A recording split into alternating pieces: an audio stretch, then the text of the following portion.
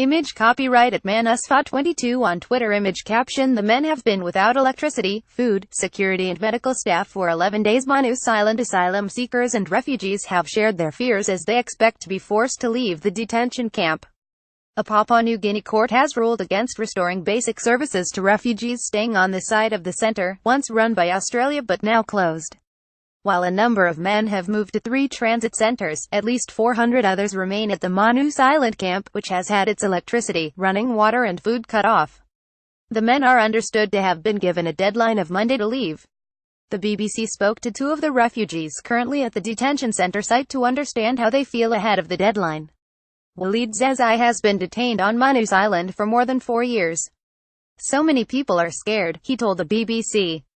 We don't know what will happen tomorrow. I feel so scared. I don't know when they will come, maybe early in the morning, we don't know.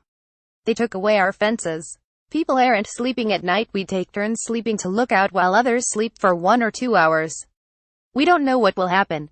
Australia has detained asylum seekers who arrive by boat in detention camps on Manus Island and Nauru, a small Pacific nation. The government has consistently ruled out allowing the men into Australia, arguing it would prompt further human trafficking and lead to deaths at sea.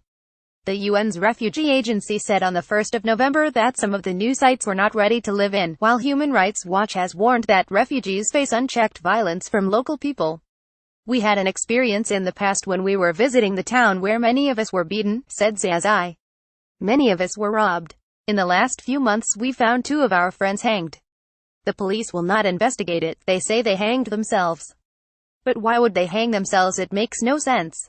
We want freedom. Image copyright Azatullah Cocker. Image caption: the refugees have been holding peaceful protests for more than 100 days. Abdul Aziz Adam is a refugee from Sudan. He told the BBC that he was 50% certain that the Papua New Guinea authorities would storm the compound on Monday. They say in their statement they are not going to use force, said the 24-year-old. But 2 hours later they came into our compound and they said on a microphone that they are going to use force. We are trying to do the best to protect ourselves. Everyone feels scared and terrified and are really worried about what is going to happen tomorrow. Our safety is in danger. Media playback is unsupported on your device. Media caption: inside the squalid PNG refugee camp. The UN's refugee agency warned in October that Australia was risking a humanitarian emergency by closing the detention center.